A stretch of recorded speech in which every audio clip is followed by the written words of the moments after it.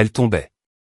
Le vent déchirait ses cheveux, les fouettant contre son visage dans une danse violente. Son épaule heurta la roche avec une force inouïe, un craquement sourd qui résonna dans sa cage thoracique. Puis l'odeur la frappa, une vague puissante et primitive, la terre humide, la décomposition végétale et autre chose.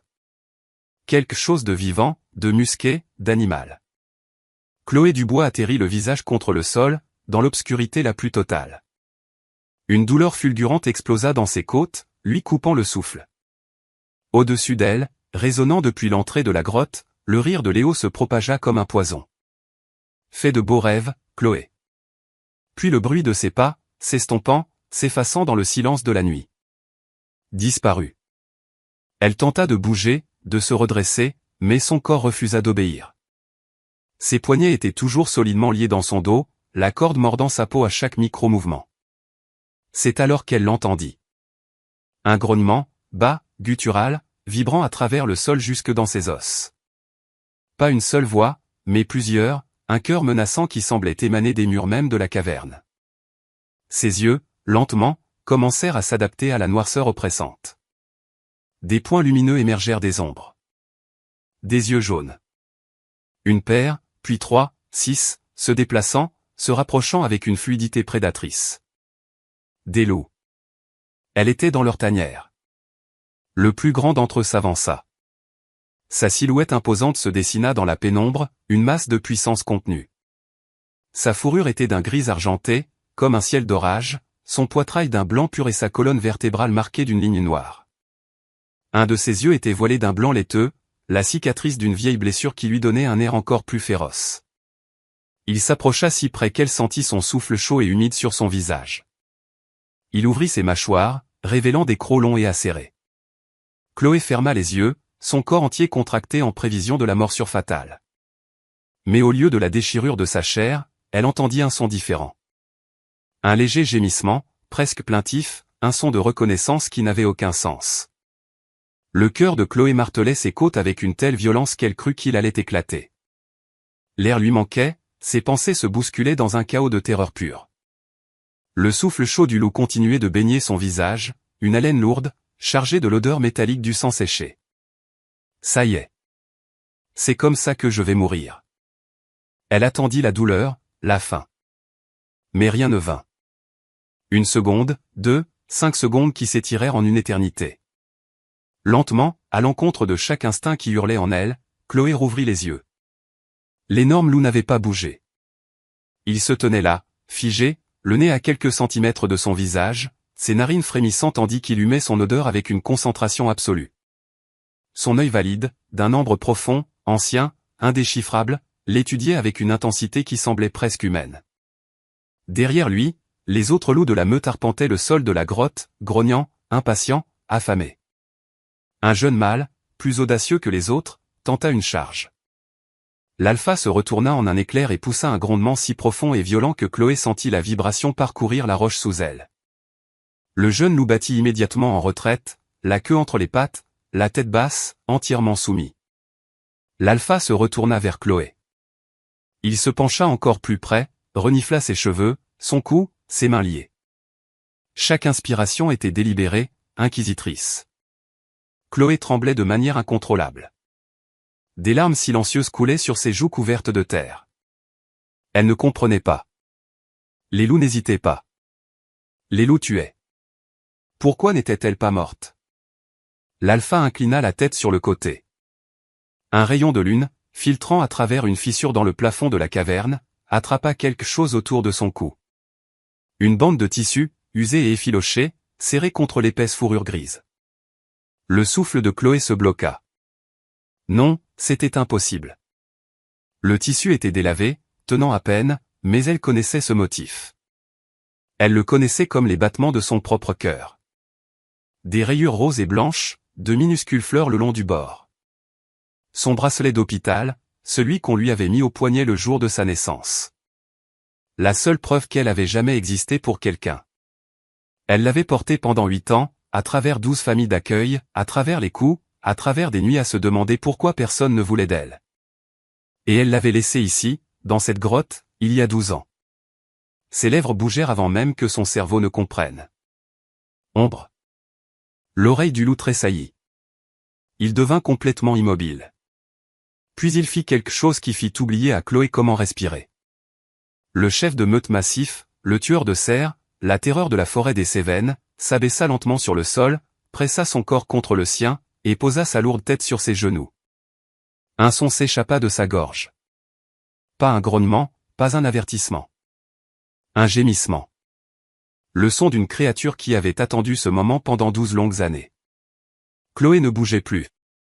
Elle ne pouvait plus. La tête massive du loup pesait lourdement sur ses cuisses, sa chaleur s'infiltrant à travers son jean déchiré. Autour d'eux, la meute s'était apaisée. Certains étaient couchés, d'autres observaient depuis les ombres, mais les grognements avaient cessé. Le manège menaçant avait pris fin. Comme si un ordre silencieux avait été donné. La respiration d'Ombre était lente et régulière contre sa jambe. Les mains liées de Chloé lui faisaient mal, mais elle le remarquait à peine. Son esprit était à 12 ans en arrière, noyé dans des souvenirs qu'elle avait passé sa vie à essayer d'enterrer. Elle avait 8 ans, pesait à peine 20 kilos, et était couverte de bleu qu'elle avait appris à cacher. Les Duval avaient été sa 6e famille d'accueil. Monsieur Duval aimait le vin rouge. Il aimait encore plus le silence. Chloé avait vite appris qu'exister de manière trop bruyante entraînait des conséquences. Une gifle, un coup de ceinture sur les épaules. Une fois, une cigarette écrasée sur son avant-bras pendant que sa femme faisait semblant de ne pas entendre les cris depuis la cuisine. Cette nuit-là, la nuit où tout avait changé, Chloé avait renversé un verre de lait. Une si petite chose. Une si stupide petite chose. Les yeux de Monsieur Duval s'étaient assombris. Il avait débouclé sa ceinture avec une facilité déconcertante. Mais quelque chose en Chloé avait finalement craqué. 8 ans à être indésirable. 8 ans à se demander ce qui n'allait pas chez elle pour que sa propre mère l'ait abandonnée sur le seuil d'un hôpital comme un déchet. Elle s'était enfuie par la porte de derrière, avait traversé la cour et s'était enfoncée dans la forêt des Cévennes qui s'étendait, noire et infinie, derrière la propriété Duval. Elle avait couru jusqu'à ce que ses poumons la brûlent et que ses jambes cèdent. Couru jusqu'à ce que les arbres l'avalent et que seules les étoiles soient témoins de sa fuite. Elle était restée perdue pendant 2 jours. Sans nourriture, sans eau, juste une forêt sans fin et la certitude grandissante qu'elle allait mourir ici et que personne ne s'en apercevrait. La 2e nuit, elle s'était effondrée au bord d'un ruisseau, trop faible pour faire un pas de plus. Le froid s'était insinué dans ses os. Ses paupières s'étaient fermées, et puis, une chaleur. Quelque chose de doux s'était pressé contre son dos, un souffle chaud sur son cou. Chloé avait été trop épuisée pour crier, trop brisée pour se soucier de savoir si la mort était enfin venue la chercher. Mais lorsqu'elle avait forcé ses yeux à s'ouvrir à l'aube, elle n'avait pas trouvé la mort. Elle avait trouvé une louve. Une femelle. Une fourrure grise striée d'argent, qui l'observait avec des yeux qui ne contenaient aucune faim, seulement quelque chose qui ressemblait à de la reconnaissance, à une intention. La louve avait saisi le col de sa veste déchirée entre ses mâchoires et l'avait traîné doucement, incroyablement doucement, à travers la forêt jusqu'à une grotte cachée sous un affleurement de roches anciennes. À l'intérieur, il faisait chaud, sec, sûr. Et il y avait un louveteau, minuscule, pas plus de quelques mois, avec une fourrure de la couleur des nuages d'orage et une tache blanche sur la poitrine comme du lait renversé. Il s'était approché de Chloé sur des pattes maladroites, reniflant son visage, ses mains, ses cheveux emmêlés. Quand elle avait tendu la main pour le toucher, il n'avait pas reculé. Il lui avait léché les doigts. Pendant 3 jours, Chloé avait vécu dans cette grotte. La louve-mère lui apportait de la nourriture, des lapins, une fois un morceau de chevreuil encore tiède de la vie qui s'en allait. Chloé l'avait mangé cru, trop affamée pour être dégoûtée. La nuit, la louve se levait autour d'elle et le louveteau se blottissait contre sa poitrine. Et pour la première fois de ses 8 années d'existence, Chloé avait ressenti quelque chose qu'elle ne pouvait nommer. Plus tard, elle apprendrait le mot « appartenance ». Elle avait appelé le louveteau Ombre parce qu'il la suivait partout. Quand elle explorait la grotte, il était sur ses talons. Quand elle s'asseyait à l'entrée pour regarder la forêt, il se pressait contre son flanc. Quand elle pleurait, et elle pleurait souvent sans bien comprendre pourquoi, il léchait les larmes sur ses joues comme pour goûter sa tristesse.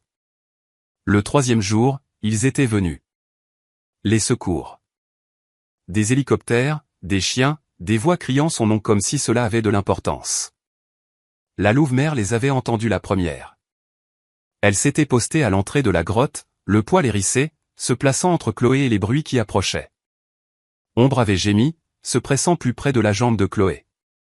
Chloé avait su, avec la certitude d'une enfant qui a appris que les bonnes choses ne durent jamais, que c'était la fin.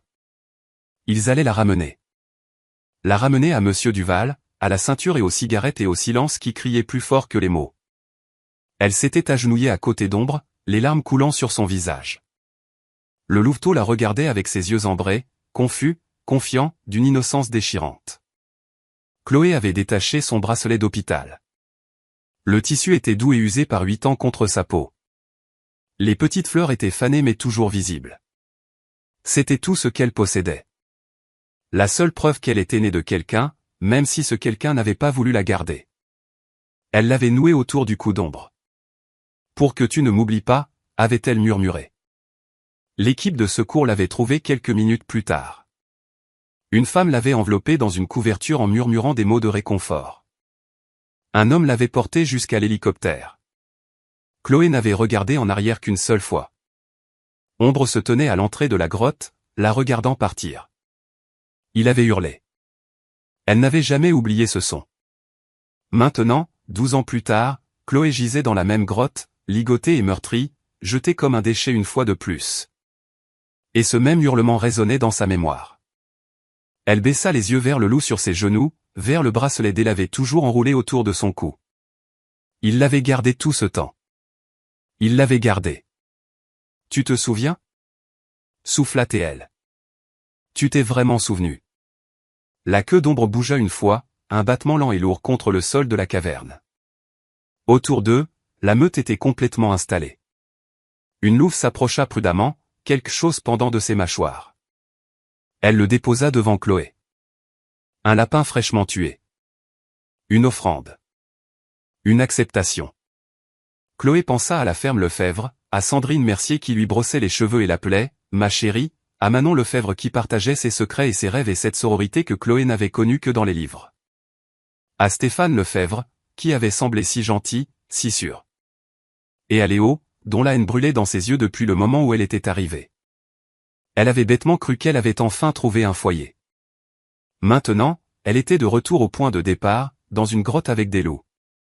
Peut-être que c'était là sa place depuis le début. Chloé laissa sa tête retomber contre la paroi de pierre. L'épuisement la gagnait, la terreur de la nuit la rattrapant enfin. La chaleur d'Ombre était un réconfort constant contre le froid. Elle était presque endormie quand une pensée la frappa, vive et soudaine. La louve-mère. La mère d'Ombre. Celle qui l'avait sauvée, nourrie, maintenue en vie. Chloé avait toujours supposé qu'elle était morte. Les loups à l'état sauvage vivent rarement au-delà de 8 ou 10 ans. Cette louve serait ancienne maintenant, certainement partie. Mais quelque chose la taraudait. Un détail qui ne collait pas. Ombre était l'alpha maintenant. La meute était la sienne. Mais les alphas ne règnent pas seuls. Il y a toujours une structure. Toujours des anciens. Les yeux de Chloé s'ouvrirent brusquement. Ombre leva la tête, alerte. À l'extérieur de la grotte, un nouveau son s'éleva dans l'obscurité. Pas la meute. Autre chose. Quelque chose de lointain et de creux et de douloureusement familier. Un hurlement. Mais celui-ci était différent. Plus faible, brisé. Pas un appel de la nature, un appel à l'aide. Ombre fut sur ses pattes instantanément, les oreilles dressées, le corps rigide.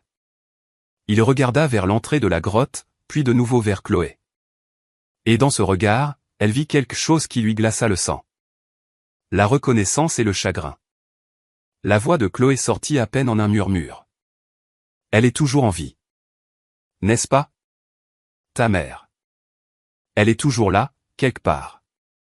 Ombre ne bougea pas, mais quelque part au loin, le hurlement brisé retentit à nouveau, et cette fois, il ressemblait presque à un cri.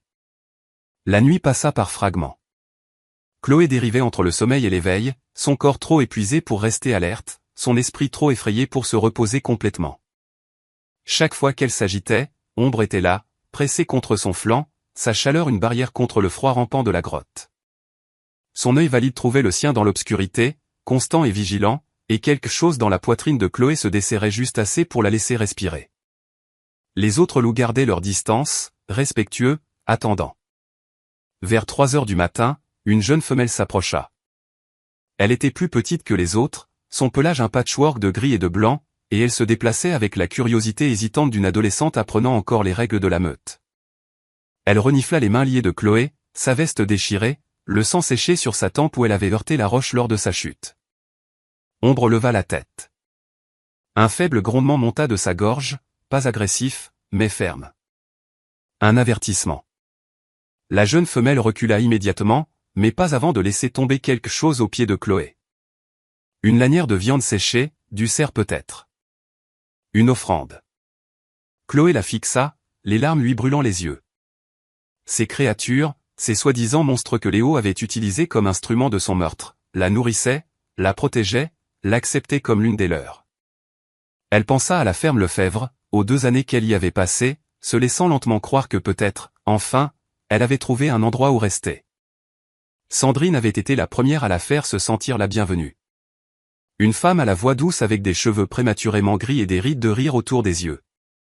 Elle lui avait montré sa chambre le premier jour et avait dit « C'est à toi maintenant, aussi longtemps que tu le voudras ». Des mots si simples. Mais Chloé les avait ressassés dans sa tête pendant des semaines, cherchant des significations cachées, attendant le piège. Le piège n'était jamais venu.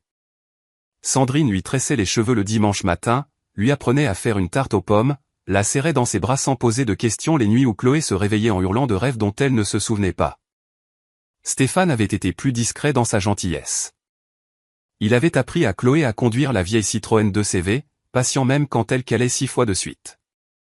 Il laissait des livres sur sa table de chevet, des histoires d'aventure, des mystères, une fois un exemplaire usé des 4 filles du docteur March avec un mot glissé à l'intérieur, le préféré de Sandrine.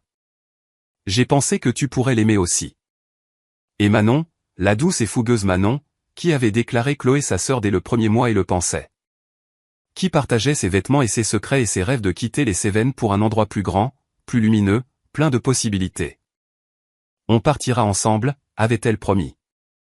Toi et moi. Les sœurs ne s'abandonnent pas. Chloé s'était laissé croire. Stupide. Si stupide.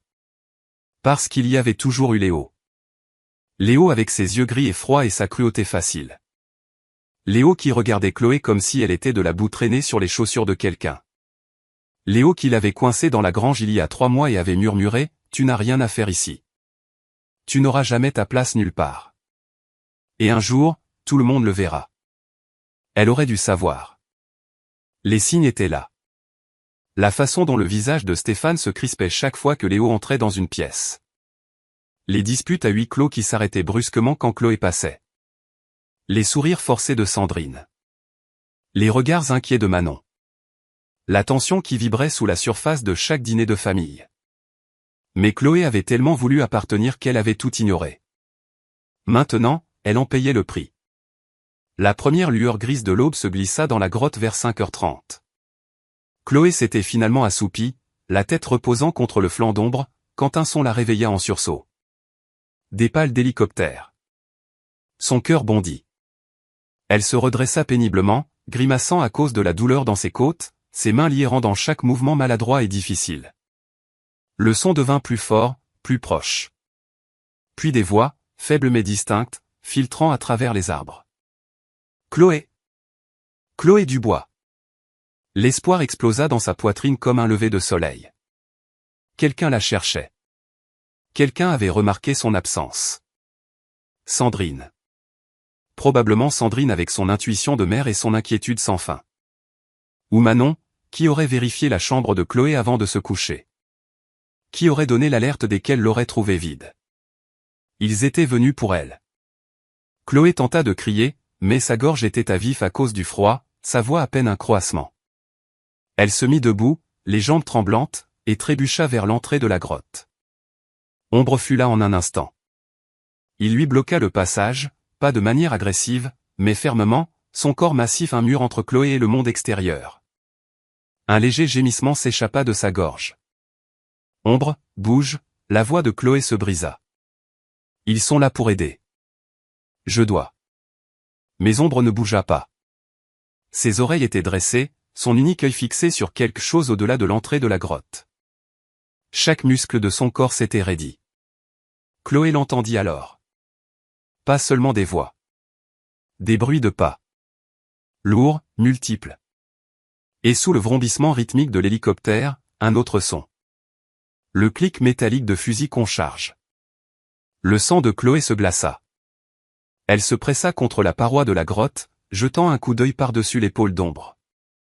À travers la lumière grise du matin filtrant à travers les arbres, elle pouvait voir des silhouettes s'approcher. 5, non, 6 d'entre elles. Tous des hommes, tous armés. En tête, une silhouette familière, des épaules larges, des cheveux blonds captant la faible lumière du soleil, une démarche qui portait l'arrogance de quelqu'un qui n'a jamais fait face à de réelles conséquences. Léo. Sa voix flotta jusqu'à la grotte, désinvolte et froide. J'ai trouvé la tanière. Il doit y avoir au moins une demi-douzaine de loups à l'intérieur. Une pause, un rire qui retourna l'estomac de Chloé. Tirez sur tout ce qui bouge. Si vous trouvez le corps de la fille, ne laissez aucune trace. Faites en sorte que ça ressemble à un accident, que les loups aient fait leur travail. Les hommes se déployèrent, formant un périmètre autour de l'entrée de la grotte. L'un d'eux, Enzo Moro, Chloé le reconnut avec une certitude nauséabonde, arma sa carabine. Et si elle est encore en vie? La réponse de Léo vint sans hésitation. Alors assurez-vous qu'elle ne le soit plus. Tout se passa en même temps. Léo leva la main, signalant au chasseur d'avancer. Enzo se déplaça sur le flanc gauche, fusil levé. Deux autres contournèrent vers la droite, coupant des voies de fuite qui n'existaient pas. L'esprit de Chloé s'emballa. Mains liées, pas d'armes. 6 hommes armés, une seule issue. Elle allait mourir ici. Pour de bon cette fois. Ombre se pressa plus près d'elle, un grognement montant du plus profond de sa poitrine. Autour d'eux, la meute se leva, le poil hérissé, les crocs découverts, des instincts ancestraux hurlant au danger. Mais ils étaient des loups, pas des soldats. Des fusils contre des crocs. Le calcul était simple et brutal. Ombre, murmura Chloé. Ne fais pas ça. Ils vont te tuer. L'alpha l'ignora. Il fit un pas vers l'entrée de la grotte, se plaçant directement dans la ligne de mire. Léo apparut à l'embouchure de la grotte, sa silhouette se découpant sur la lumière grise du matin. Son fusil balaya l'intérieur, passant sur les loups, et s'arrêta sur Chloé. Il se figea un long moment. Aucun d'eux ne bougea. L'expression de Léo passa par la confusion, l'incrédulité, et quelque chose qui ressemblait presque à de la peur. Tu es vivante. Sa voix était plate. Ce n'est pas possible. Désolé de te décevoir. La mâchoire de Léo se serra. Son doigt se déplaça vers la gâchette. Attends. La voix d'Enzo, nerveuse et aiguë. Léo, il y a des témoins. Les autres gars, ils ne sont pas dans le coup. Ils pensent qu'on chasse juste des loups. Alors on va s'assurer qu'il n'y ait plus rien à témoigner. Il leva le fusil. Et puis des sirènes. Des gyrophares rouges et bleus clignotèrent à travers les arbres. Le son de l'hélicoptère devint assourdissant. Plus lointain, mais directement au-dessus d'eux. Des voix éclatèrent de multiples directions, hurlant des ordres, appelant le nom de Chloé. Léo se retourna. Mais qu'est-ce que? Une silhouette jaillit du sous-bois. Manon. Son visage strié de larmes et de terre, pointant directement son frère. Il est là. Il l'a emmenée. Il a essayé de la tuer. Derrière elle arriva le gendarme Jean-Pierre Bernard, un homme d'une 60aine d'années au visage buriné par des décennies d'hiver dans les Cévennes. Sa main reposait sur son arme de service, ses yeux analysant la scène avec le calme de quelqu'un qui a vu le pire de l'humanité. D'autres gendarmes émergèrent des arbres. Les chasseurs baissèrent immédiatement leurs fusils, la confusion se lisant sur leurs visages. Ils n'avaient pas signé pour ça. Léo Lambert.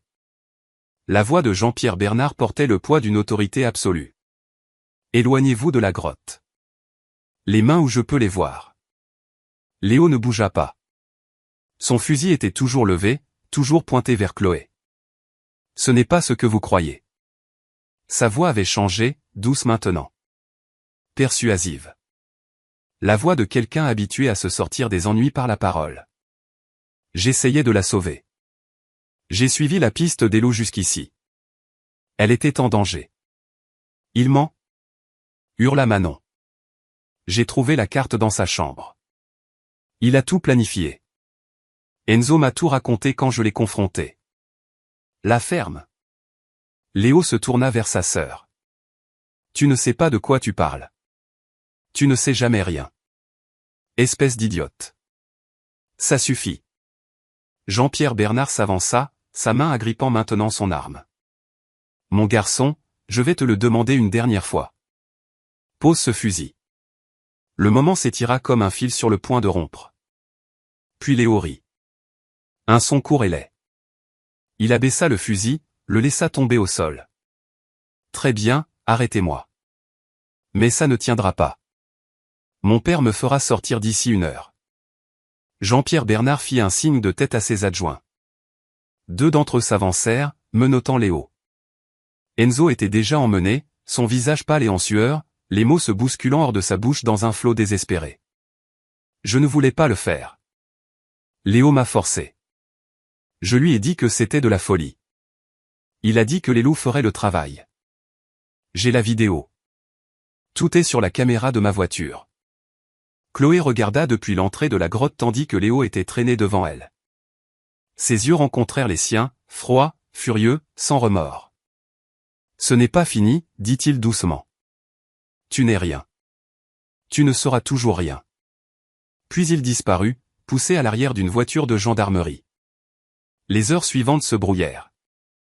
Les questions des ambulanciers, une couverture enroulée autour de ses épaules. Le trajet vers l'hôpital local. Le visage de Sandrine, décomposé par le soulagement et l'horreur. Ses bras tirant Chloé dans une étreinte qui semblait conçue pour ne jamais la laisser partir. Je suis tellement désolé, n'arrêtez pas de dire Sandrine. Je suis tellement désolé, ma chérie. J'aurais dû savoir. J'aurais dû voir. Manon tint la main de Chloé pendant l'examen. Sa poigne était féroce, presque douloureuse. J'ai trouvé la carte à 4 heures du matin. Je n'arrivais pas à dormir. Quelque chose n'allait pas. Et quand je l'ai vu, quand j'ai compris ce qu'il préparait. Sa voix se brisa. J'ai appelé la gendarmerie immédiatement. J'aurais dû vérifier plus tôt. J'aurais dû. Tu m'as sauvé la vie, la voix de Chloé était à peine fonctionnelle. C'est suffisant. Mais même en le disant, quelque chose la chicotait. Un détail qui ne collait pas. Stéphane. Il avait été à l'hôpital quand elle était arrivée, debout dans un coin des urgences, le visage cendré, les mains tremblantes. Sandrine avait couru vers Chloé dès que les portes s'étaient ouvertes. Manon était juste derrière. Stéphane n'avait pas bougé. Il était resté là, à regarder. Et quand les yeux de Chloé avaient trouvé les siens à travers la pièce, il avait détourné le regard. Pas surpris, pas soulagé. Coupable. La prise de conscience s'insinua en Chloé comme un poison. Jean-Pierre Bernard arriva dans sa chambre d'hôpital vers 9 heures du matin. Son visage était grave, les rides autour de ses yeux plus profondes qu'elles ne l'avaient été quelques heures auparavant. Chloé, je dois vous poser quelques questions sur Léo Lambert. J'ai déjà tout dit aux gendarmes. Je sais. Il tira une chaise près de son lit, s'assit lourdement. Mais de nouvelles informations sont apparues. Lors de son premier interrogatoire, Léo a fait une déclaration. Je dois la vérifier avec vous. L'estomac de Chloé se noie. Quelle sorte de déclaration? Jean-Pierre Bernard hésita. Dans cette pause, Chloé vit quelque chose qu'elle n'attendait pas. De la pitié. Léo prétend qu'il n'a pas agi seul dans la planification de tout ça. Il dit que quelqu'un d'autre connaissait ses intentions, le savait et n'a rien fait pour l'arrêter. La pièce devint très silencieuse. Il ment. La voix de Sandrine, tranchante de désespoir. Il essaie de rejeter la faute sur. S'il vous plaît, Madame Lefebvre. Jean-Pierre Bernard leva une main. Il se tourna de nouveau vers Chloé. Léo dit que son père était au courant. Il dit que Stéphane Lefebvre était pleinement conscient du plan de vous abandonner dans cette tanière aux loups et que Stéphane a choisi de garder le silence. Les mots flottaient dans l'air comme de la fumée. Chloé regarda Sandrine, dont le visage était devenu blanc, puis Manon, dont la main s'était resserrée douloureusement autour des doigts de Chloé, et enfin l'embrasure de la porte où Stéphane Lefebvre se tenait, figé, un homme qui venait de voir son monde s'effondrer. C'est insensé, souffla Sandrine. Stéphane ne ferait jamais ça. Il aime Chloé. Sandrine. La voix de Stéphane était à peine audible. Brisé. Ne dis rien. Toutes les têtes se tournèrent vers lui.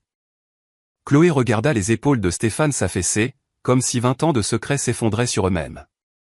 L'homme qui lui avait appris à conduire, qui avait laissé des livres sur sa table de chevet, qui l'avait appelée « ma grande » et lui avait fait croire qu'elle avait enfin un père, cet homme se dissolvait en quelque chose d'inconnaissable. Je savais. Les mots sortirent de sa gorge comme de la rouille. Léo me l'a dit il y a 3 jours. Il m'a dit ce qu'il comptait faire et je ne l'ai pas arrêté. Sandrine poussa un son semblable à celui d'un animal blessé. Pourquoi? La voix de Manon se brisa. Papa, pourquoi? Les yeux de Stéphane étaient fixés sur le sol. Parce qu'il y a 20 ans, j'ai tué quelqu'un. Un accident de voiture, j'étais ivre. Une femme sur une route de campagne. J'ai paniqué. J'ai fui. J'ai enterré le secret si profondément que j'ai presque réussi à me convaincre que ce n'était jamais arrivé. Sa voix se brisa. Léo l'a découvert. Je ne sais pas comment, mais il l'a découvert. Et il a dit que si je parlais de son plan, si j'essayais de l'arrêter, il irait à la gendarmerie avec tout ça. Silence. Chloé regarda l'homme qui avait prétendu être son père. L'homme qui l'avait accueilli chez lui, s'était assis en face d'elle à table, l'avait vu guérir d'une vie de traumatisme, tout en sachant que son fils planifiait son meurtre. Tout en choisissant son secret plutôt que sa vie. Elle attendit la rage, les cris, les larmes. Rien ne vint. Il n'y avait qu'un vide immense et froid, l'engourdissement familier de la trahison. Elle l'avait ressenti tant de fois auparavant.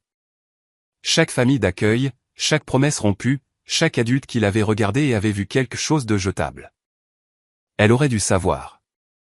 Elle aurait toujours dû savoir. Chloé. Stéphane fit un pas vers elle. S'il te plaît. Je n'ai jamais voulu. Je pensais que peut-être Léo n'irait pas jusqu'au bout. Je pensais. Sortez. Sa voix était plate. Morte. Stéphane tressaillit comme si elle l'avait frappé. Jean-Pierre Bernard se leva de sa chaise. Monsieur Lefebvre, je vais devoir vous demander de venir avec moi. Vous êtes placé en garde à vue pour complicité de tentative de meurtre.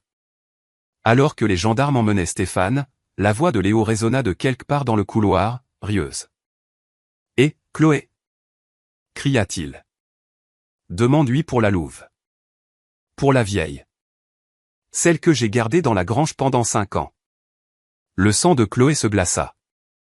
De quoi parle-t-il? Jean-Pierre Bernard fronça les sourcils. Quelle louve? Mais Chloé bougeait déjà, arrachant la perfusion de son bras, bousculant les mains tendues de Sandrine. Chloé, attends. Elle n'attendit pas. Parce qu'elle savait. La louve-mère, la mère d'ombre, la créature qui lui avait sauvé la vie il y a 12 ans. Elle n'était pas morte. Elle était à la ferme Lefebvre. Et elle y était depuis tout ce temps. Chloé courut dans les couloirs de l'hôpital, dépassant des infirmières surprises, sortit par la sortie des urgences dans la lumière blafarde du matin. Ses pieds nus claquaient sur l'asphalte froid, la blouse d'hôpital flottant derrière elle, mais elle s'en fichait. Ne pouvait pas s'en ficher. Manon la rattrapa sur le parking, les clés déjà à la main. Je conduis. Aucune d'elles ne parla pendant les 15 minutes de trajet jusqu'à la ferme Lefebvre. Chloé était assise, rigide, sur le siège passager, les mains serrées si fort que ses articulations étaient blanches. Son esprit tournait en boucle autour de la même pensée impossible. 5 ans. Léo l'avait gardée pendant 5 ans. La ferme avait l'air différente en plein jour. Paisible, même. La ferme blanche avec sa galerie. La grange rouge où Chloé avait appris à soigner les chevaux. Les champs vallonnés s'étendant vers les montagnes lointaines. Tout cela n'était qu'un mensonge. Une toile de fond peinte cachant quelque chose de monstrueux. La vieille remise à outils, la voix de Manon était à peine un murmure. Derrière la grange. Léo la gardait toujours verrouillée. Il disait qu'il y stockait du matériel de chasse. Chloé était hors de la voiture avant même qu'elle ne s'arrête complètement. Elle traversa la cour en courant, ignorant les appels de Manon à attendre. Passé la grange, passé le poulailler, jusqu'à la remise grise et délabrée qui se terrait au bord de la propriété comme un secret oublié. Le cadenas était lourd, industriel. Chloé attrapa une pierre et frappa. Une fois, 2 fois, 3 fois. Le cadenas tenait bon. Elle frappa à nouveau, criant sous l'effort. Et au 5e coup, quelque chose céda. La porte grinça en s'ouvrant. L'odeur la frappa en premier. Sang, excréments, décomposition. Une puanteur si épaisse et immonde que l'estomac de Chloé se souleva. Elle se plia en deux, suffoquant, des larmes coulant sur son visage à cause de l'agression de ses sens. Mais elle ne s'arrêta pas. Elle entra. La remise était sombre, la seule lumière filtrant à travers les interstices des murs en bois pourri. Alors que ses yeux s'adaptaient, des formes émergèrent des ombres. Des chaînes boulonnées au sol, des gamelles incrustées de vieille nourriture, des taches sombres éclaboussant le béton. Et dans le coin, une cage. Les jambes de Chloé cessèrent de fonctionner. La cage faisait à peine plus d'1 mètre de large, des barreaux rouillés, un sol couvert de saleté. Et à l'intérieur, une louve. Ou ce qu'il en restait. La créature gisait immobile, les côtes saillantes comme des lames de couteau sous une fourrure emmêlée. Son pelage, autrefois gris argenté, Chloé le savait, autrefois magnifique, n'était plus qu'un patchwork de cicatrices, de zones chauves et de plaies ouvertes. Un œil avait complètement disparu, l'orbite un amas de tissu cicatriciel. L'autre était voilé, sans mise au point, fixant le vide. Des marques de griffes couvraient chaque surface de la cage. Des milliers d'entre elles. Des années de griffures désespérées, d'essais pour s'échapper, de lentes descentes dans la folie dans l'obscurité. Chloé tomba à genoux. Non. Le mot sortit, brisé. Non, non, non. Elle rampa vers la cage, les mains tremblant si violemment qu'elle pouvait à peine saisir les barreaux. La louve ne réagit pas, ne bougea pas.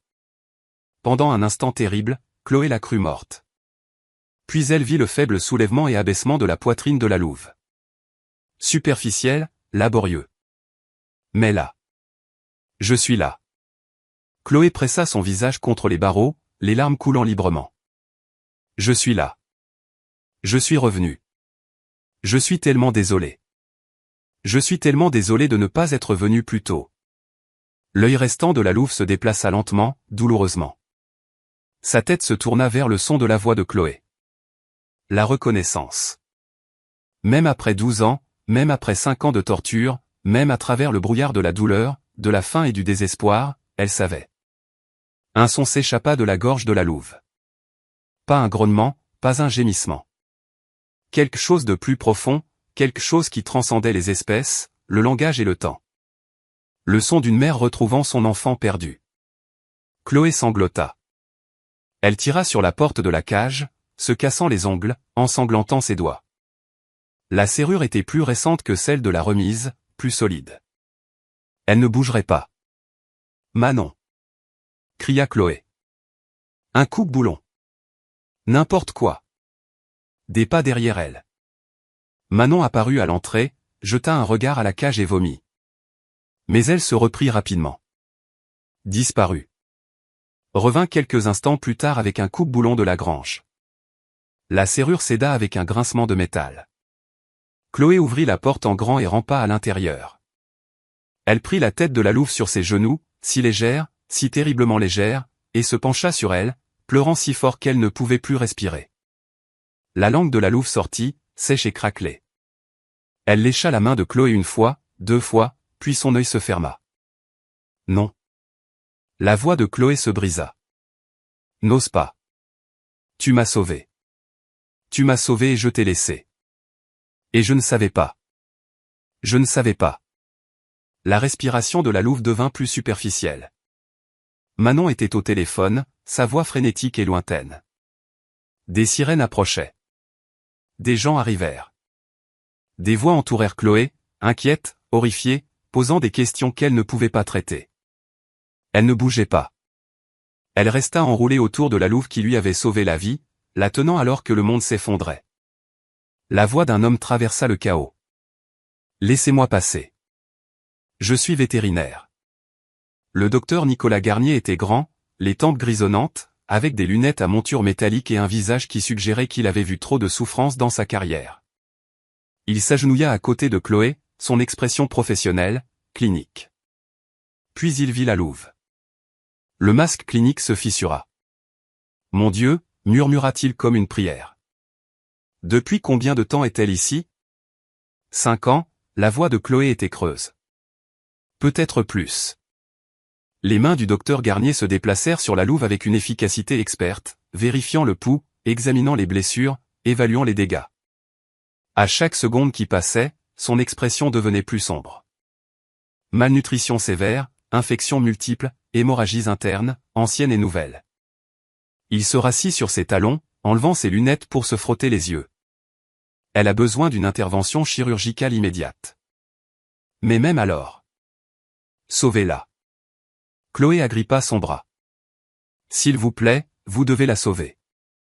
Mademoiselle Dubois, sa voix était douce mais ferme. Cet animal a subi un traumatisme catastrophique. Même avec une intervention immédiate, ses chances sont. Je me fiche des chances. Je veux essayer. Le docteur Garnier l'étudia un long moment. Quelque chose dans son expression changea. L'opération dont elle a besoin, elle est lourde, spécialisée. L'établissement, l'équipement, les médicaments. Il hésita. Cela coûterait environ 15 000 €, au minimum. Et j'aurais besoin d'un paiement d'avance. La clinique ne peut pas absorber ce genre de dépenses. 15 000 €. Chloé faillit rire. Elle avait une dette étudiante, 3 petits boulots qui couvraient à peine sa nourriture et son essence, un compte en banque qui dépassait rarement les 2 chiffres. Elle n'avait rien. Je paierai. La voix de Sandrine, de quelque part derrière elle. Quoi que ça coûte, je. Tu ne peux pas. La réponse de Manon fut calme, dévastée. Les comptes sont gelés. Tout est lié à papa. Et avec l'arrestation. Sandrine poussa un son comme si quelque chose se brisait. Chloé baissa les yeux vers la louve sur ses genoux. Vers la créature qui avait trouvé une enfant affamée et battue dans la forêt et avait choisi de la sauver, qui avait partagé sa nourriture, sa chaleur, sa tanière. Qui avait donné à Chloé le seul avant-goût d'amour inconditionnel qu'elle ait jamais connu. 5 ans. Pendant 5 ans, cette louve avait souffert pendant que Chloé vivait dans la même maison que son ravisseur. Dînait avec lui, regardait la télé avec lui, se laissait croire qu'elle était enfin en sécurité. La culpabilité était un poids physique, lui écrasant la poitrine. Je peux essayer de trouver l'argent, la voix de Chloé était à peine audible. Je peux vendre des choses, ma voiture. Mais même en le disant, elle savait qu'il n'y avait pas assez de temps. Il n'y avait assez de rien. Elle allait la perdre à nouveau. Je suis désolé. Les mots s'échappèrent d'elle, adressés à la louve, à elle-même, à l'univers qui ne lui avait jamais donné une chance équitable. Je suis désolé de ne pas avoir pu te sauver. Je suis désolé de ne pas être venu plus tôt. Je suis désolé d'être parti. Je suis désolé. L'œil de la louve s'ouvrit, fixé sur le visage de Chloé. Et malgré tout, la douleur, la faim, les années d'obscurité, quelque chose comme la paix s'installa sur ses traits. Elle n'avait pas peur. Elle était juste heureuse de revoir Chloé. Cela brisa en Chloé quelque chose qu'elle ne savait pas qu'il lui restait à briser. Elle enfouit son visage dans la fourrure de la louve et pleura. Elle pleura pour la fillette de 8 ans qui avait trouvé l'amour dans une grotte. Pour la jeune femme de 20 ans qui continuait à le chercher au mauvais endroit. Pour la mère qui avait choisi une enfant humaine plutôt que sa propre sécurité.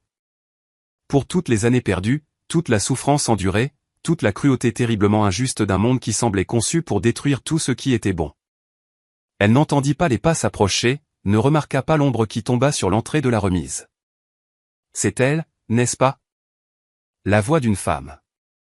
Âgée mais ferme, portant quelque chose qui ressemblait presque à de la reconnaissance. La louve qui vous a sauvé il y a toutes ces années. Chloé leva les yeux. Une femme âgée se tenait en silhouette contre la lumière. 78, peut-être 80 ans. Des cheveux blancs ramenés en une simple tresse. Un visage buriné par le temps mais adouci par autre chose. Quelque chose qui ressemblait presque à de l'espoir. Qui êtes-vous? La femme s'approcha, ses yeux bleus, brillants, impossibles, familiers, passèrent de Chloé à la louve et vice-versa. Je m'appelle Monique Durand. Sa voix tremblait. Et ça fait 20 ans que je vous cherche, Chloé. Elle s'agenouilla, ses genoux âgés protestants, jusqu'à ce qu'elle soit au niveau des yeux de Chloé. J'étais là, vous savez, dans la forêt, il y a 12 ans. C'est moi qui vous ai trouvé dans cette grotte. Une larme traça un sillon sur sa joue ridée. Je voulais vous ramener à la maison, mais ils ne m'ont pas laissé. Ils ont dit que je n'avais aucun droit légal. Le cœur de Chloé s'arrêta. Je ne comprends pas. Monique tendit la main, sa main ridée venant se poser sur la joue de Chloé avec une tendresse qui semblait à la fois ancienne et nouvelle. Le nom de votre mère était Léa. Léa Dubois. Sa voix se brisa. C'était ma fille. Le monde bascula. Elle ne vous a pas abandonné, Chloé. Elle n'a jamais voulu vous laisser partir. Les larmes de Monique coulaient librement maintenant. Et je suis tellement désolé qu'il m'ait fallu si longtemps pour vous trouver. Mais je suis là maintenant. Elle sortit quelque chose de la poche de son manteau. Une photographie jaunie par le temps. Une jeune femme avec les yeux de Chloé. Les cheveux de Chloé. Le sourire de Chloé, tenant un nouveau-né, le regardant avec une expression d'amour pur et dévastateur. Votre mère vous aimait plus que tout au monde, la voix de Monique se brisa. Et moi aussi. Chloé fixa la photographie, le visage qu'elle n'avait jamais vu, la vérité qu'elle avait passé 20 ans à croire inexistante. Et quelque part sous le chagrin, sous la culpabilité, sous 20 ans à se croire indigne d'être aimé, quelque chose se fissura. Il y a plus. La poigne de Monique se resserra sur la main de Chloé. À propos de votre mère. Pourquoi elle vous a laissé? À propos de la femme qui l'a forcé à le faire. La voix de Chloé était à peine un murmure. Quelle femme? L'expression de Monique se durcit en quelque chose de froid et d'ancien. Elle s'appelle Marie Lefebvre. La mère de Léo. Les mots tombèrent comme des pierres. Et il y a 20 ans, elle a assassiné ma fille. Les mots flottaient dans l'air comme la fumée d'un feu qui brûlait depuis 20 ans. Marie Lefebvre. La mère de Léo. Une meurtrière. L'esprit de Chloé vacillait. Elle regarda Monique, sa grand-mère. Elle avait une grand-mère. Et elle vit le poids de 2 décennies de deuil gravé dans chaque ligne de son visage. Racontez-moi tout. Monique hocha lentement la tête. Elle s'installa sur le sol sale de la remise, sans se soucier de la crasse, les yeux lointains, perdus dans ses souvenirs. Votre mère avait 19 ans quand elle vous a eu. Trop jeune, disait tout le monde. Mais Léa, la voix de Monique se serra. Léa ne l'a jamais vue de cette façon.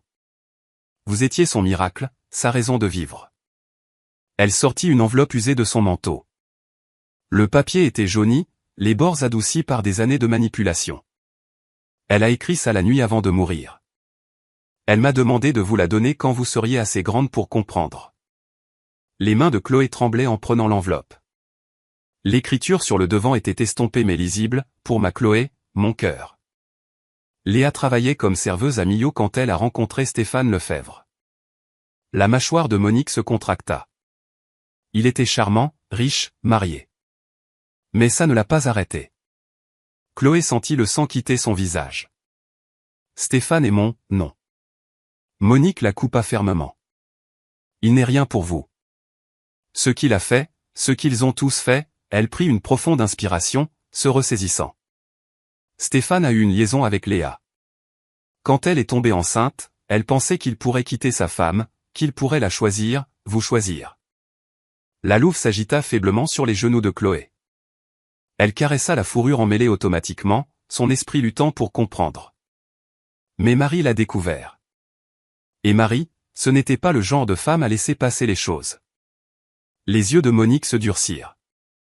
Elle est venue voir Léa avec une offre. 20 000 € pour disparaître, vous donner à l'adoption et ne plus jamais contacter Stéphane. Quand Léa a refusé, la voix de Monique se fractura. Marie lui a montré de quoi elle était capable. Que voulez-vous dire? Elle avait des relations, des gens dangereux. Elle a menacé de faire tuer Léa. Menacé de vous faire tuer. Elle a été très claire, si Léa n'obéissait pas, aucune de vous deux ne survivrait au mois. Chloé pensa à la femme qu'elle avait aperçue sur les photos dans la maison des Lefebvre. Élégante, posée, souriante. Un monstre. Léa a fait un choix impossible. Les larmes coulaient sur les joues ridées de Monique. Elle vous a abandonné. Vous a placé dans le système de placement familial où Marie ne pourrait pas vous retrouver facilement. Elle pensait, nous pensions toutes les deux, que vous seriez en sécurité, que vous seriez adopté par une bonne famille, que vous auriez une chance. L'ironie était suffocante. 12 familles d'accueil, des coups, de la négligence, des brûlures de cigarettes, tout ça parce que Léa avait essayé de la protéger. Que lui est-il arrivé? Monique resta silencieuse un long moment. Il y a 10 ans, Léa a essayé de vous retrouver. Elle avait passé des années à économiser, à monter un dossier, à rassembler des preuves contre Marie. Elle pensait que si elle pouvait exposer ce que Marie avait fait, les menaces, la coercition, elle pourrait vous récupérer légalement, en toute sécurité. Mais Marie l'a découvert. Ce n'était pas une question. Monique hocha la tête. Accident de voiture. C'est ce que la police a dit. Un seul véhicule, tard dans la nuit, sur une route de montagne que Léa avait empruntée une centaine de fois. Sa voix devint glaciale.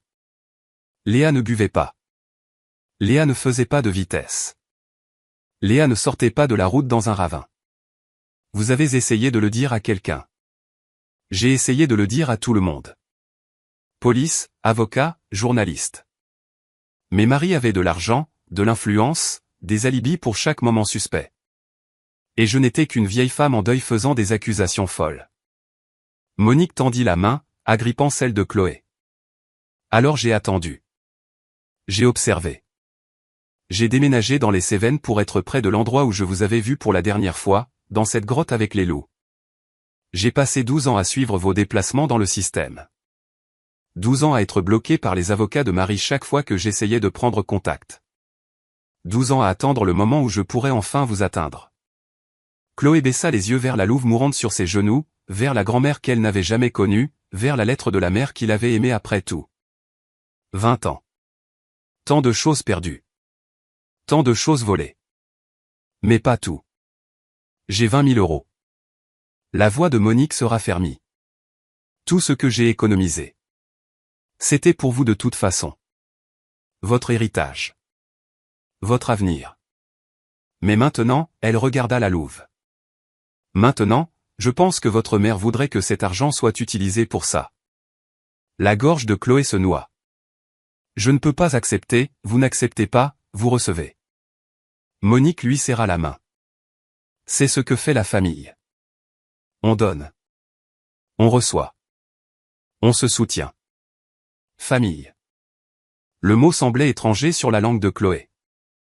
Mais en regardant Monique, cette femme qui avait passé 2 décennies à se battre pour une petite fille qu'elle n'avait jamais rencontrée, Chloé sentit quelque chose bouger dans sa poitrine. Elle n'était pas seule. Elle ne l'avait jamais été. Docteur Garnier. La voix de Chloé sortit plus forte qu'elle ne l'aurait cru. Faites-le. Tout ce dont elle a besoin. Sauvez-la. Le docteur Garnier était resté au bord de la remise, observant en silence. Il hocha la tête une fois, puis passa à l'action. Les heures suivantes se transformèrent en un chaos contrôlé. Une ambulance vétérinaire d'urgence arriva.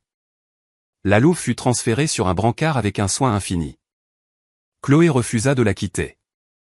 À la clinique, le docteur Garnier rassembla son équipe avec une efficacité militaire, évaluation préopératoire, perfusion, protocole de stabilisation.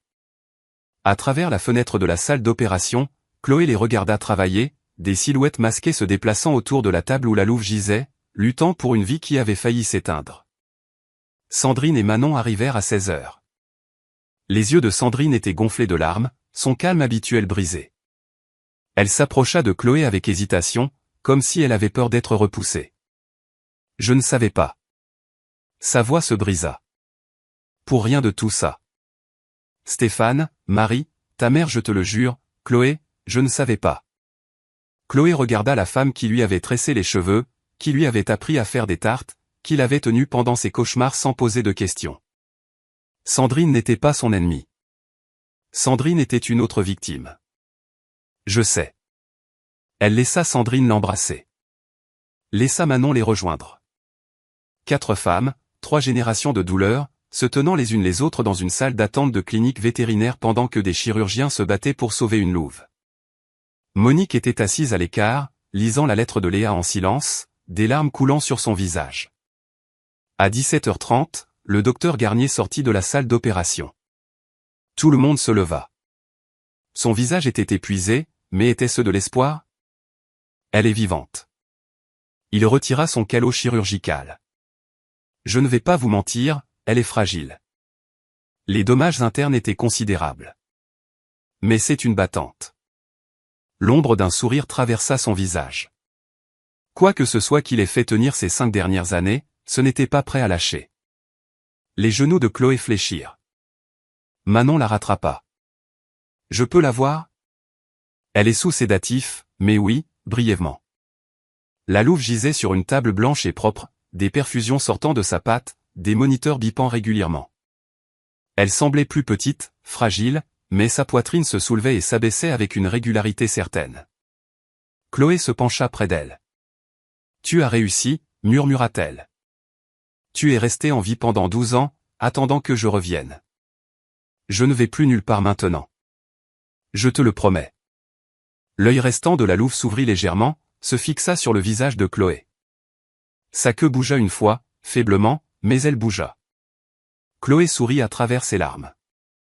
Pour la première fois en 20 ans, quelque chose de brisé en elle commença à se réparer.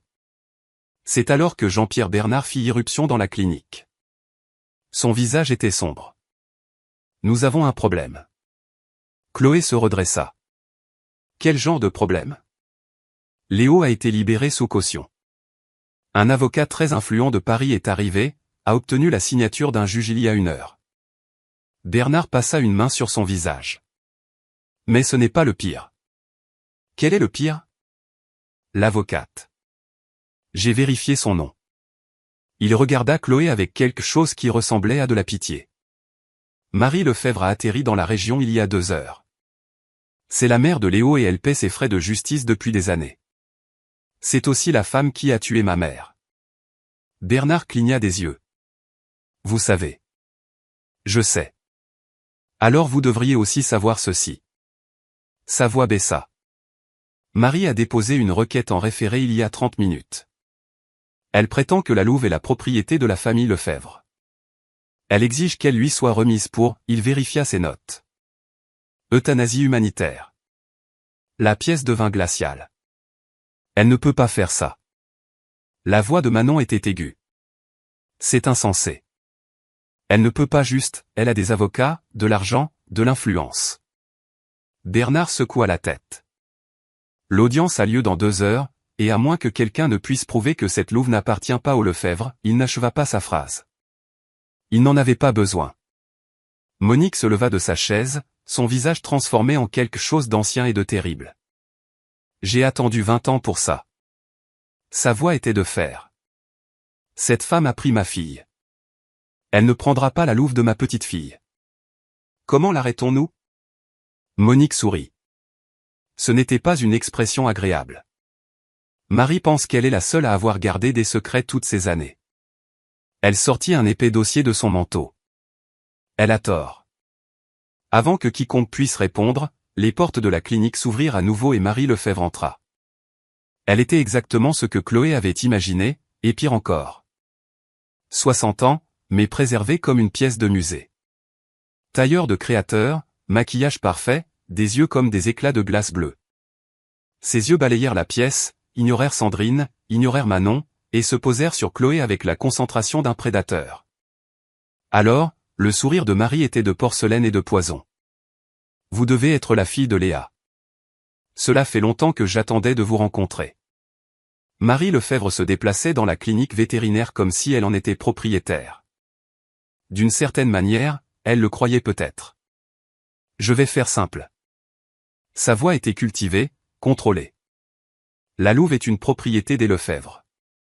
Elle a été capturée sur nos terres, hébergée dans nos installations. Mon équipe juridique a déjà déposé les documents. C'est terminé. Chloé se plaça entre Marie et la porte de la salle de chirurgie. Cette louve n'est pas une propriété. C'est un être vivant qui a été torturé par votre fils pendant 5 ans. Le sourire de Marie ne faiblit pas. Mon fils a fait de mauvais choix. C'est en cours de traitement. Mais l'animal reste un actif de la succession, et j'ai tout à fait le droit légal de « vous n'avez aucun droit ici ». La voix de Monique traversa la pièce comme une lame. Elle s'avança, le dossier serré dans ses mains ridées. 20 ans de deuil s'étaient durcis en quelque chose d'incassable. Marie. Ça fait longtemps. Pour la première fois, quelque chose vacilla derrière le masque de Marie. La reconnaissance. Et en dessous, la peur. Monique Durand. Le nom sortit, plat. J'avais entendu dire que vous aviez rampé quelque part pour mourir. Désolé de vous décevoir. Les deux femmes se faisaient face, prédatrices et survivantes. 20 ans de haine cristallisée dans l'espace entre elles. Vous avez tué ma fille. La voix de Monique ne trembla pas. Vous l'avez menacée, terrorisée, et quand elle a essayé de se défendre, vous l'avez assassinée et avez fait passer ça pour un accident. Attention, Monique. Le ton de Marie se fit plus vif. La diffamation est passible de poursuite, et contrairement à vous, je peux me payer des avocats. Pouvez-vous vous payer la prison? Monique ouvrit le dossier. Il y a 20 ans, vous avez engagé un homme nommé Denis Marchand pour saboter les freins de Léa. Vous l'avez payé 15 000 € via une société écran. Elle sortit un document. Voici le reçu du virement. La police scientifique l'a authentifié. Le visage de Marie devint blême. Vous avez également passé 3 appels à Marchand la semaine précédant la mort de Léa. Les relevés téléphoniques étaient sous-scellés dans le cadre d'une autre enquête. Mais, Monique sourit sombrement. J'ai des amis qui savent comment déceler les choses. Elle sortit une autre feuille. Et voici la confession de Denis Marchand sur son lit de mort, enregistrée il y a 6 mois quand le cancer du pancréas l'a finalement rattrapé. Il vous nomme spécifiquement, décrit l'arrangement en détail, mentionne même le petit café d'Aurillac où vous lui avez remis l'argent. Jean-Pierre Bernard s'avança, la main sur son arme. Madame Lefebvre, je vais devoir vous demander de venir avec moi. Le sang-froid de Marie se fissura. Ses yeux parcoururent la pièce, cherchant des sorties, des alliés, un moyen d'échapper au piège qui se refermait sur elle. C'est absurde. Ces documents sont des faux. Vos avocats peuvent nous retrouver au poste. Bernard fit un signe de tête à ses adjoints. Marie Lefebvre, vous êtes en état d'arrestation pour le meurtre de Léa Dubois. Vous avez le droit de garder le silence. Les gendarmes s'avancèrent, et c'est là que tout a mal tourné. La main de Marie plongea dans son sac de créateur. Du métal brilla sous les néons. Personne ne bouge. L'arme était petite mais mortelle, un revolver à crosse de nacre qui semblait presque décoratif jusqu'à ce que l'on remarque son doigt sur la détente. Tout le monde se figea. Vous pensez que j'ai passé 20 ans à construire mon empire juste pour laisser un gendarme de campagne et une vieille sénile le démolir? Le masque de Marie s'était complètement brisé. En dessous, il y avait quelque chose de sauvage, de désespéré, de capable de tout. Je n'ai pas survécu si longtemps en étant négligente. Elle pointa l'arme vers Chloé. Toi, la petite bâtarde de Léa. Tu aurais dû mourir dans ce système comme prévu. Ça aurait évité bien des ennuis à tout le monde. Chloé ne broncha pas. Ne bougea pas. 20 ans de survie lui avaient appris à reconnaître le vrai danger. Et c'était ça. Posez l'arme, Marie. La main de Jean-Pierre Bernard planait au-dessus de son étui. Ça ne peut finir que d'une seule façon. Vraiment? Marie rit, un son cassant, fragile. J'ai de l'argent dans 6 pays. Des avions privés en attente. Tout ce dont j'ai besoin, c'est d'une longueur d'avance. Elle attrapa Chloé par le bras, pressant le canon contre sa tempe. Bougez, et je la tue. Si quelqu'un me suit, je la tue. Je disparais. Et dans 6 mois, je la tue quand même. On se comprend bien? Personne ne bougea. Marie commença à reculer vers la sortie, entraînant Chloé avec elle. Le canon de l'arme était froid contre la peau de Chloé. Son cœur battait la chamade, mais son esprit était étrangement clair. C'était donc comme ça que ça se terminait. Pas avec les loups, mais avec le monstre qui avait tout orchestré depuis le début. Elles étaient presque à la porte quand celle-ci s'ouvrit brusquement. Léo Lambert se tenait à l'entrée, les yeux fous, saignant d'une entaille au front. Il devait s'être échappé du gendarme qui le gardait. Et il avait un fusil. Mère. Sa voix était détraquée. J'ai entendu le scanner. J'ai entendu qu'il t'arrêtait. Léo. L'arme de Marie resta pressée contre la tête de Chloé, mais sa voix s'adoucit. Un timing parfait, mon chéri. Aide maman à nettoyer ce gâchis. Léo leva son fusil, mais il ne le pointait pas sur le gendarme. Ni sur Monique. Il le pointait sur Marie. Nettoyer? Son rire était rauque. Comme tu as nettoyé toute ma vie? Comme tu as nettoyé la liaison de papa? Comme tu m'as nettoyé chaque fois que je devenais un inconvénient? La prise de Marie sur Chloé se resserra. De quoi parles-tu? J'ai parlé à papa après qu'il l'ait arrêté. Les mains de Léo tremblaient, mais le fusil restait stable. Il m'a tout dit. Comment tu l'as manipulé pour qu'il ait une liaison avec Léa? Comment tu l'as utilisé pour le contrôler pendant 20 ans? Comment tu tires mes ficelles depuis que j'ai 5 ans, me transformant en Ansa? Sa voix se brisa. Je suis un monstre, mère. Et c'est toi qui m'as créé. Léo, mon chéri, pose cette arme. On peut en discuter plus tard. Après quoi? Après que tu aies tué une autre personne innocente? Après que tu aies disparu et que tu m'aies laissé pourrir en prison. Les yeux de Léo étaient humides. Tu ne m'as jamais aimé. Tu n'as jamais aimé personne. Nous n'étions que des pièces sur ton échiquier. Ce n'est pas vrai. Alors pourquoi es-tu parti quand j'avais 5 ans? Pourquoi es-tu parti sans revenir pendant 15 ans? Sa voix monta jusqu'à un cri. Pourquoi n'es-tu revenu que lorsque papa avait de l'argent qui valait la peine d'être pris? Le masque de Marie vacilla. Pendant un instant, un seul instant, quelque chose d'humain fit surface. Puis disparut. Parce que tu étais faible. Comme ton père. Comme tout le monde dans cette famille pathétique. Sa voix devint cruelle. Je suis revenu parce que la ferme vaut des millions et que j'avais besoin d'une marionnette pour m'aider à la prendre.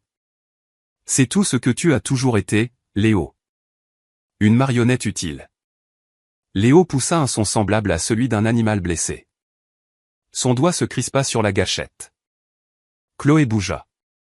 Elle projeta son coude en arrière dans les côtes de Marie, se libérant de sa prise. L'arme de Marie tira, la balle brisant une fenêtre. Léo tira au même moment, et quelque chose de massif et de gris bondit à travers la fenêtre brisée. Ombre. Le loup alpha percuta Léo avec la force d'un train de marchandises, le projetant sur le côté. Le coup de fusil partit en l'air, trouant le plafond. Mais Ombre n'en avait pas fini. Il se tint au-dessus de Léo, le clouant au sol, les crocs découverts à quelques centimètres de sa gorge. Un grognement gronda de sa poitrine, profond, ancien, promettant la mort. Marie leva son arme vers le loup. Chloé cria. Un autre coup de feu retentit. Marie s'effondra, se tenant l'épaule, le revolver tombant sur le sol.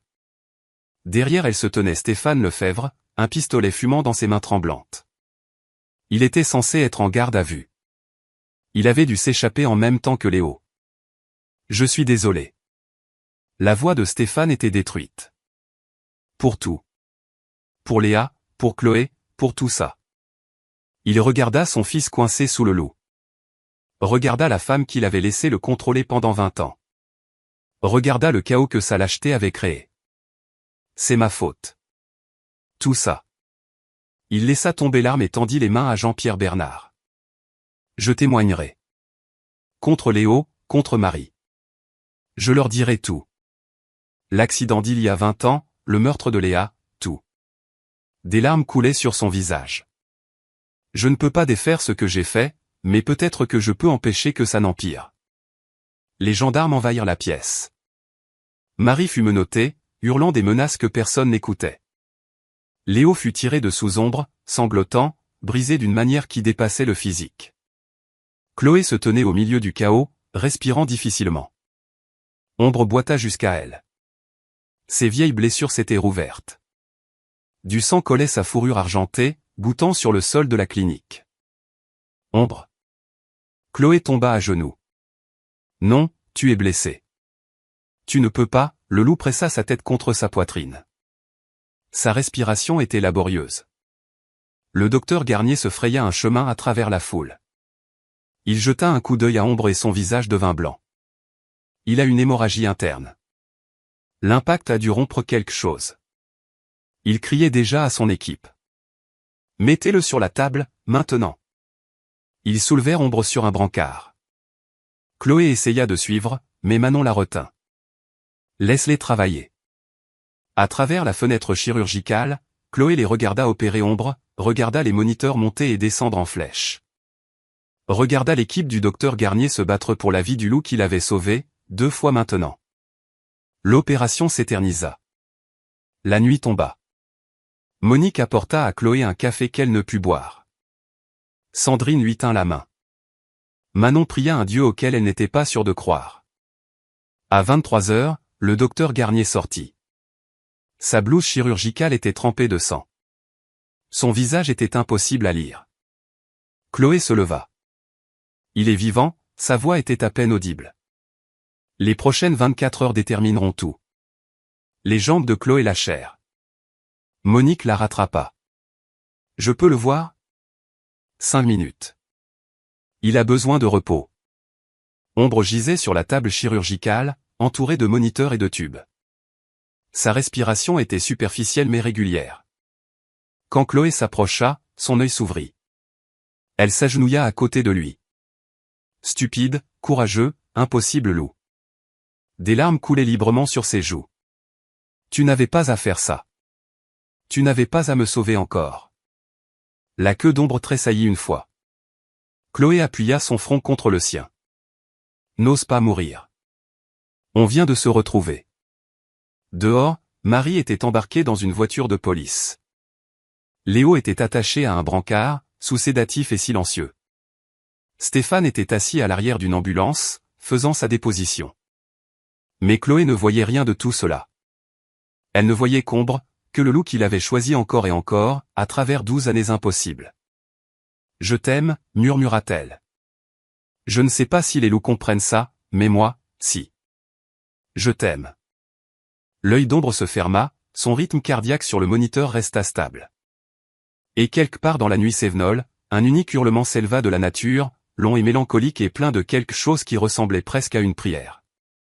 Le reste de la meute d'Ombre, appelant son alpha à la maison.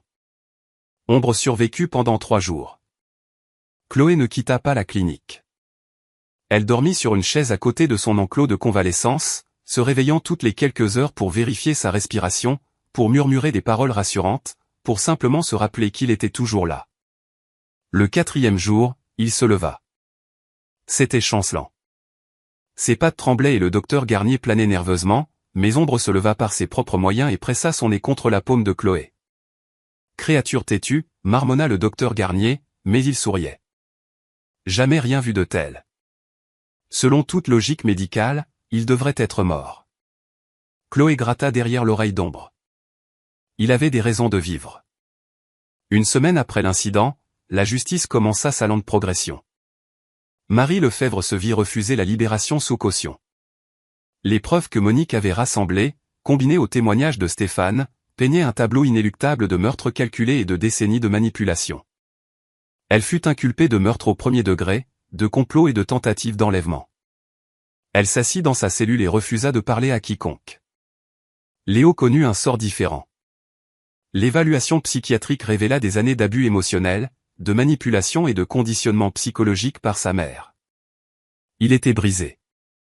Non excusé, mais brisé. Le juge le condamna à 15 ans dans un établissement psychiatrique, avec possibilité de libération conditionnelle après 10 ans. Chloé n'assista pas à son procès. Elle n'avait aucun désir de le revoir.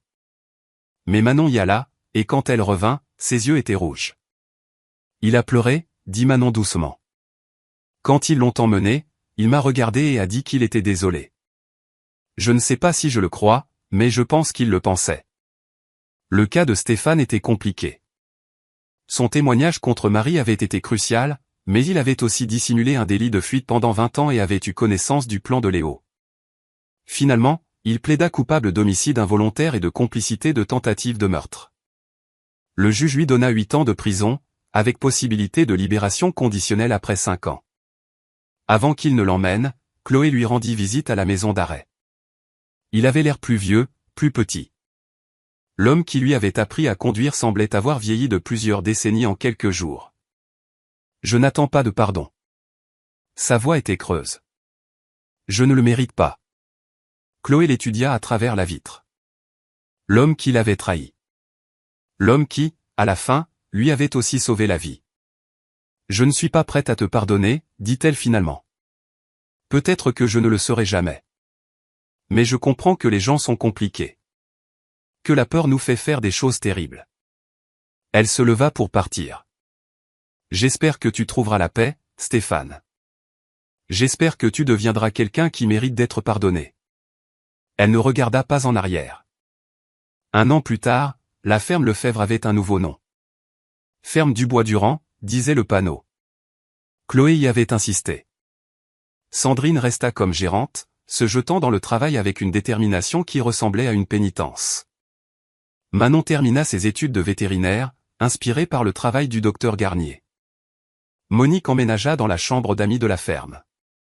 Elle avait maintenant 80 ans, c'est pas plus lent, mais ses yeux restaient vifs. Chaque dimanche, elle et Chloé s'asseyaient sur la terrasse, et elle racontait des histoires sur Léa, son rire, ses rêves, la façon dont elle chantait des berceuses à son ventre quand elle était enceinte. Elle serait si fière de vous, dit Monique un soir, regardant le coucher de soleil peindre les montagnes en or.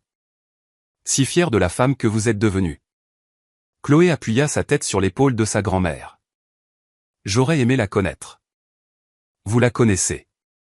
Monique toucha la poitrine de Chloé. Elle est juste là.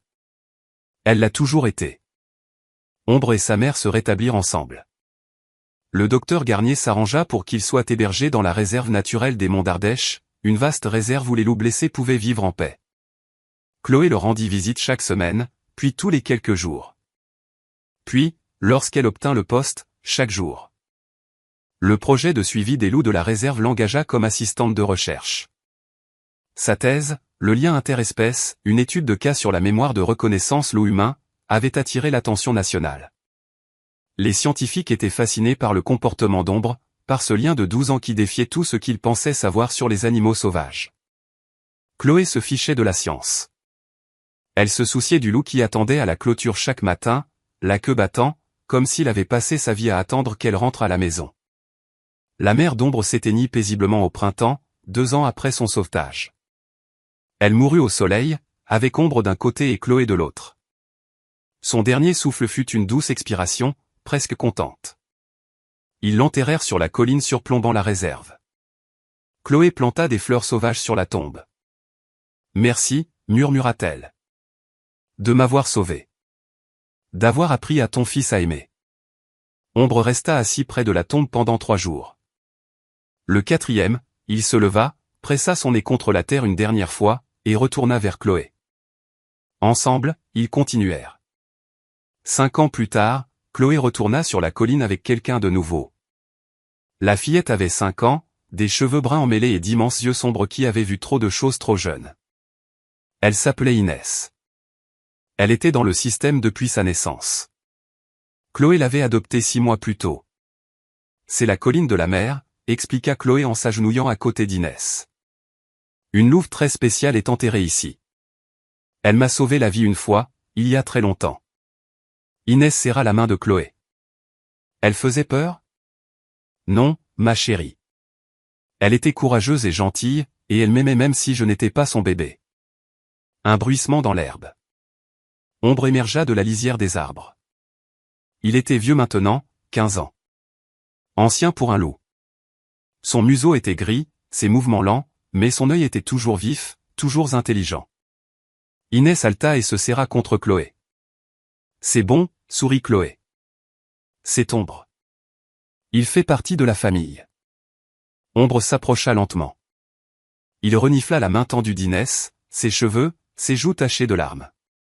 Puis, avec une douceur infinie, il lui lécha les doigts. Inès gloussa. Il chatouille. Il t'aime bien. Ombre s'installa dans l'herbe à côté d'eux, sa grande tête reposant près du genou d'Inès. La petite fille tendit timidement la main et toucha sa fourrure. C'est doux, murmura-t-elle, l'émerveillement remplaçant la peur. Chloé les regardait, le loup qu'il avait sauvé, l'enfant qu'elle avait sauvé, et sentit quelque chose qu'elle avait passé 20 ans à chercher. La plénitude. Maman. La voix d'Inès était petite. Est-ce qu'Ombre sera ma famille aussi? Chloé serra sa fille contre elle. Oui, ma chérie. Il le sera. Nous sommes tous une famille maintenant. Au-dessus d'eux, le ciel des Cévennes s'étendait, infini et bleu. Les fleurs sauvages sur la colline de la mer se balançaient dans la brise. Et quelque part dans la forêt, un loup hurla. Pas en deuil cette fois, mais en bienvenue. Chloé ferma les yeux et laissa le son l'envahir. Elle était enfin chez elle.